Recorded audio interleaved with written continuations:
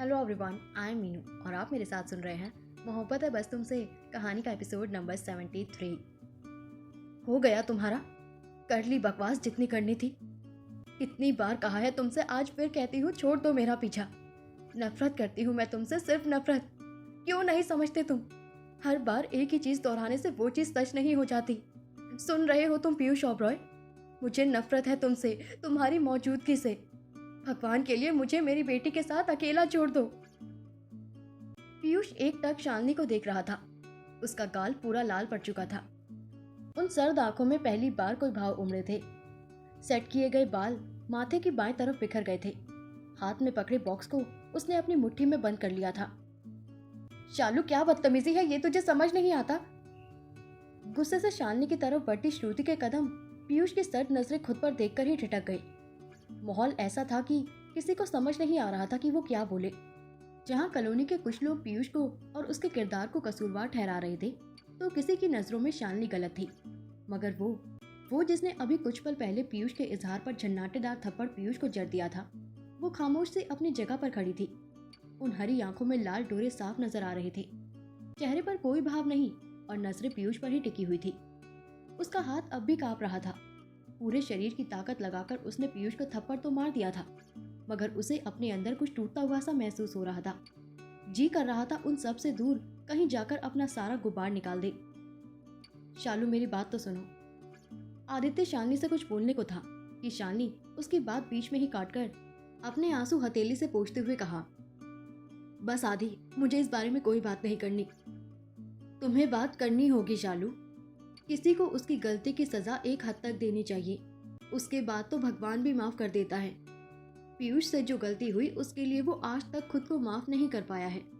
शायद उसने वो गलती नहीं की होती तो आज तुम्हारी जिंदगी बेशक अलग होती, लेकिन कब तक उसे सजा मिलेगी?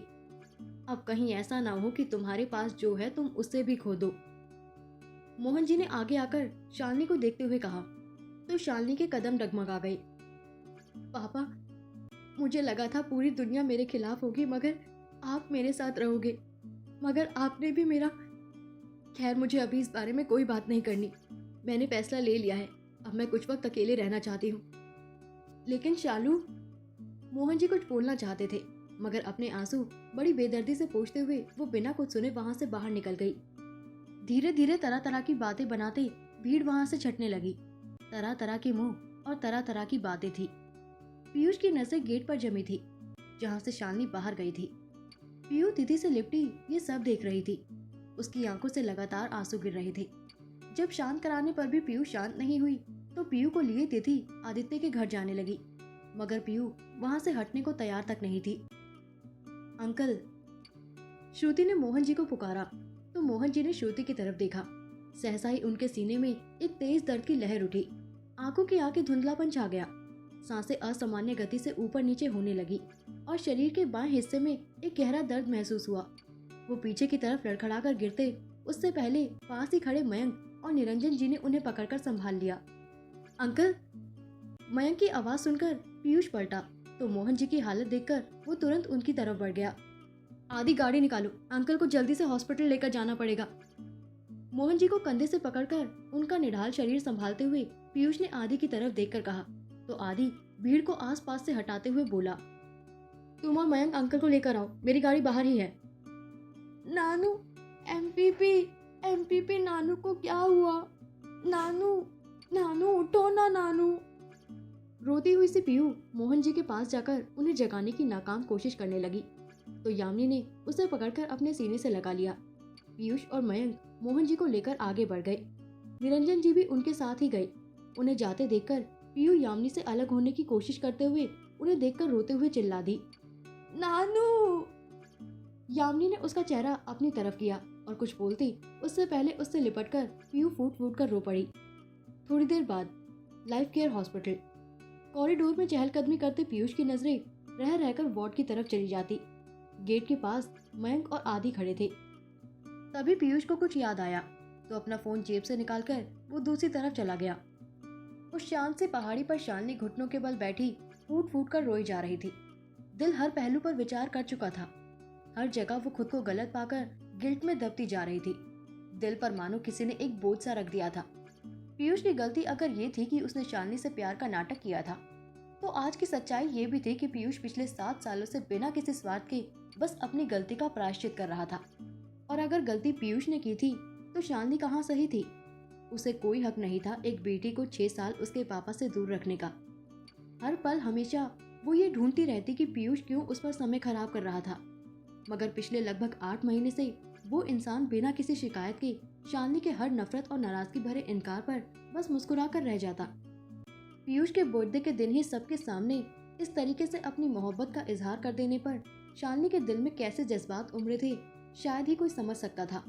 मगर अगले ही पल लोगों के पीयू को लेकर ताने हो या उसके पापा पर उठते सवाल, पीयूष का उसकी जिंदगी में आना या उसकी जिंदगी से वापस जाना, हर चीज दिमाग पर किसी हथौड़े की तरह वार करने लगी। दिल के फैसले पर दिमाग, गुस्सा और नाराजगी हावी पड़ गए और ना जाने कैसे उसने पीयूष पर हाथ उठा दिया था। फिर मोहन जी से भी कितनी बदतमीजी से बात की थी उसने, जबकि उन्होंने तो उसका हर सही गलत फैसले में पूरा साथ दिया था। शायद वो कमजोर भी पड़ जाती अगर वो नहीं होते तो। ऐसी ना जाने कितनी ही बातें शालिनी के जहन में घूम रही थी। जमीन पर रखे फोन के वाइब्रेट होने पर उसका ध्यान फोन पर गया। मिस्टर रॉबरॉय कॉलिंग देखकर एक बार को उसका मन किया कि तुरंत फोन उठाकर उसकी आवाज सुने, मगर अगले ही पल उसकी की हुई हरकत उसे याद आने लगी। घुटनों को समेटे उस फोन को देखते हुए ही उसने अपना चेहरा घुटनों पर टिका लिया। पीयूष के बोले हर एक शब्द उसके कानों में अब भी किसी पिघलते शीशे से मालूम पड़ रहे थे। इस बीच फोन एक बार फिर बजकर बंद हो चुका था। दूसरी बार भी पीयूष का कॉल देखकर शालिनी नजरें फेर ली।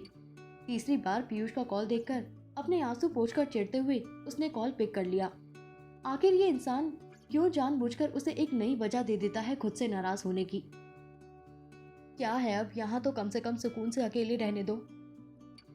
शालिनी की भारी आवाज महसूस करके भी पीयूष ने बिना उस चीज पर बोले सीधे मुद्दे पर आकर बोला, हो गई तुम्हारी सारी बकवास, तो लाइफ केयर हॉस्पिटल आ जाओ।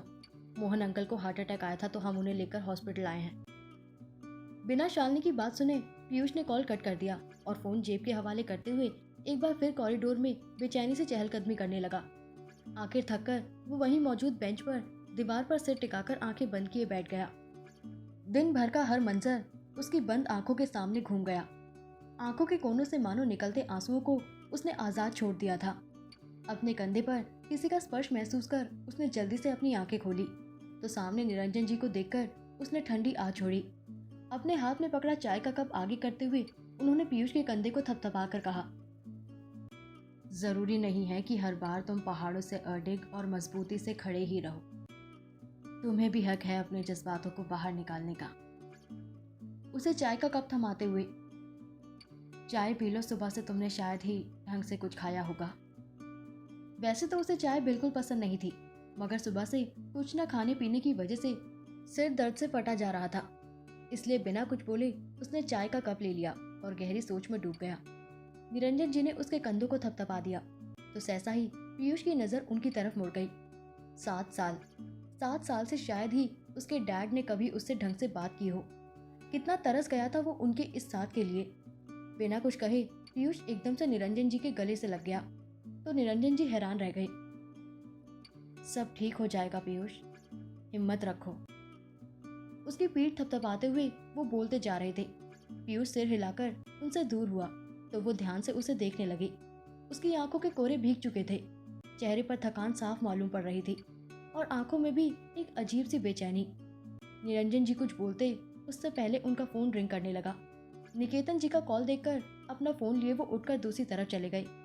पीयूष घुटनों पर हाथ रखे जमीन को घूर रहा था कि किसी के तेज कदमों की आवाज उसके कानों में पड़ी। उसने सिर उठाकर देखा तो स्वर का हाथ पकड़कर पीयू उसकी तरफ ही आ रही थी। पीयू, आप यहाँ क्यों आई? पीयूष ने एकदम से खड़े होते हुए कहा तो पीयू भागकर उसके पास आई और उसके पैरों से लिपटकर उसे अपनी भरी ग्रे आंखों से देखते हुए बोली, नानू ठीक हो जाएंगे ना पापा? पीयूष के कानों में अब भी वो पापा शब्द गूंज रहा था, जिसे सुनने के लिए उसके कान तरस गए थे। एकदम से घुटनों पर बैठकर पीयू को उसने सीने से लगा लिया। उसकी खुशी, उस पर से भारी पड़ते जज्बात कि उसकी आंखों से आंसू लुढ़क ही गए और उसने उन आंसुओं को रोकने की कोई कोशिश भी नहीं की।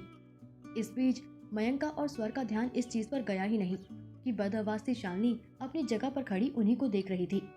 लाल पड़ चुकी आंखें, आंखों के नीचे आंसुओं के निशान, माथे पर चमकता पसीना और बिखरी हुई सी हालत, चेहरे पर किसी को खो देने का डर और चढ़ी हुई सांसें जैसे इस बात को साफ साफ बता रही थी कि इस वक्त उसकी क्या हालत थी।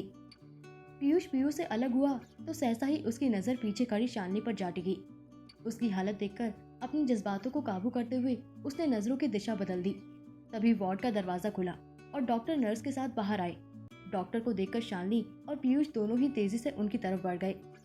पीयूष को देखकर डॉक्टर ने एक सांस छोड़ी और कैबिन में आने को कहा और खुद आगे बढ़ गए। पीयूष ने एक नज़र पीयू को देखा जो स्वर की उंगलियां पकड़े उसे ही देख रही थी। सिर हिलाकर वो कॉरिडोर से निकलकर कैबिन की तरफ बढ़ गया। लंबे डग भरता हुआ वो कैबिन के पास पहुंचकर जैसे ही कैबिन का दरवाजा खोलकर अंदर गया, पीछे अपनी बढ़ी हुई सांसों को काबू करती हुई शालिनी भी आ गई। पीयूष ने उसे देखकर सिर हिला दिया तो डॉक्टर एक फाइल लिए आए। उन्हें बैठने को कहकर वो भी सामने कुर्सी पर बैठ गए। डॉक्टर, वो पापा ठीक है ना? बेचैनी से शालिनी ने आखिर पूछ ही लिया तो डॉक्टर फाइल में कुछ लिखते हुए ही बोले, जी अभी तो कंडीशन ठीक है, माइनर अटैक था लेकिन स्ट्रेस बहुत ज़्यादा लेंगे तो आई डोंट थिंक कि फिर उन्हें हार्ट अटैक नहीं आएगा। जितना हो सके कोशिश कीजिए कि वो बिल्कुल स्ट्रेस ना लें और खान पान के साथ साथ हेल्थ का भी ध्यान रखें। अभी कल तक हम उन्हें हॉस्पिटल में ही रखेंगे ताकि ऑब्जर्व कर सके, लेकिन उसके बाद आप उन्हें घर ले जा सकते हैं। थैंक यू डॉक्टर, मेरे एक कॉल पर ऐसे अपने पर्सनल काम छोड़कर आ जाने के लिए। पीयूष ने खड़े होकर डॉक्टर से हाथ मिलाकर कहा तो डॉक्टर मुस्कुरा दिए। मिस्टर ओबरॉय, आप हमारे हॉस्पिटल में आए यही हमारे लिए बड़ी बात है। बाकी ये तो मेरा फर्ज था। उनका ख्याल रखिएगा, मैं चलता हूँ। बाकी पेशेंट्स मेरा इंतजार कर रहे होंगे। पीयूष हल्के से सिर झुकाकर एक तरफ हो गया तो एक नज़र शालिनी को देखकर डॉक्टर चले गए, जबकि शालिनी अब भी कुर्सी पर ही बैठी थी। मोहन जी की बातें उसके कानों में गूंज रही थी। सर, वो पेशेंट जिन्हें आप लेकर आए थे उन्हें होश आ गया है, आप उनसे मिल सकते हैं। प्लीज़ ध्यान रखिए कि ज़्यादा भीड़ ना हो और शोर शराबा भी ना हो। लगभग 5 मिनट बाद वहां पसरी खामोशी को तोड़ते हुए नर्स ने आकर कहा तो शालिनी जल्दी से उठकर बाहर निकल गई। उसी के पीछे पीयूष भी तेजी से बाहर निकल गया। पापा। वार्ड का दरवाजा खुलने से सबका ध्यान उस तरफ चला गया। मोहन जी शालिनी को देखकर हल्के से मुस्कुरा दिए। इधर आओ शालू। अपने हाथ से उसे अपने पास आने का इशारा करते हुए कमजोर आवाज में कहा तो अपने आंसू पोंछते हुए शालिनी उनके पास आकर बेड के पास मौजूद स्टूल पर बैठ गई। उनका हाथ थामे अपने सिर से लगाए वो एक बार फिर फूट फूट कर रो पड़ी तो मोहन जी ने पीछे खड़े स्वर को आंखों से ही पीयू को बाहर ले जाने को कहा और खुद शालिनी के सिर पर हाथ फेरने लगे। शालू, बस माइनर अटैक था, मैं ठीक हूँ अब। पीयूष सही समय पर मुझे हॉस्पिटल ले आया था। उन्होंने अपनी कमजोर आवाज में पीयूष को देखकर मुस्कुराते हुए कहा तो पीयूष शालिनी के पास ही मौजूद दूसरे स्टूल पर बैठ गया। पापा, आई एम सॉरी पापा, पता नहीं कैसे आपसे इतनी बदतमीजी से बात कर ली। मैं आपसे कभी ऐसा नहीं करूँगी, आपकी हर बात मानूंगी पापा। बस वादा कीजिए आइंदा कभी आप इतना स्ट्रेस नहीं लेंगे। मेरी जान तिल तिल कर जा रही थी, आपको कुछ होता तो मैं मर जाती। सिसकती हुई शालिनी मानो अब भी अपने जिंदगी के सबसे बुरे पलों में ही थी। मेरी एक बात मानोगी शालू? पीयूष को देखते हुए ही उन्होंने अचानक से शालिनी से कहा तो अपना चेहरा उठाकर उसने मोहन जी को देखा और बोल पड़ी, आपकी सारी बात मानूंगी, जो कहेंगे वो मानूंगी। पीयूष से शादी कर लो शालू, उससे बेहतर लड़का मेरी नज़र में तुम्हारे लिए कोई हो ही नहीं सकता। मैं भी बूढ़ा हो रहा हूँ, मैं भी अपनी बेटी का बसा हुआ घर देखना चाहता हूँ। अब इसे मेरी जिद समझो या कुछ और। जब तक तुम पीयूष से शादी के लिए हाँ नहीं बोल देती, मैं ना कुछ खाऊंगा ना पीऊंगा और तो और दवाइयाँ भी नहीं लूँगा। फैसला तुम्हारा है, या तो पीयूष से शादी करो या फिर। मोहन जी ने कह तो दिया था मगर शालिनी परेशान हो गई। एक नज़र पीयूष को देखा जो उसे ही देख रहा था। उससे नजरें मिलते ही शालिनी ने अपनी नजरें फेर ली। ना जाने क्यों हिम्मत ही नहीं हो रही थी उसकी कि पीयूष से नजरें भी मिलाए। चेहरे पर परेशानी और चिंता भरे भाव साफ दिखाई पड़ने लगे। वो मोहन जी से कुछ बोलने को थी कि मोहन जी बोल पड़े, मुझे बस हाँ या ना में जवाब सुनना है शालू, पीयूष से शादी करोगी या नहीं? दरवाजे से दवाइयां लिए अंदर घुसते आदि ने जब ये सुना तो उसका मुरझाया चेहरा पूरी तरीके से खिल गया। 2 पल की देर थी कि सारी दवाइयां मयंक को देकर वो एकदम से जाकर मोहन जी के गले लगने वाला था। तभी उसका कॉलर पीछे से पकड़कर मयंक ने उसे पीछे खींच लिया। ज्यादा खुशी भी अच्छी नहीं होती, शालू की मर्जी भी तो जान लो। लगी 500 की शालू हाँ ही बोलेगी। लग गई। देखते हैं, मुझे पूरा भरोसा है शालू पर। बहुत ज्यादा जिद्दी है वो, जिस फैसले पर अड़ गई उससे हटती नहीं।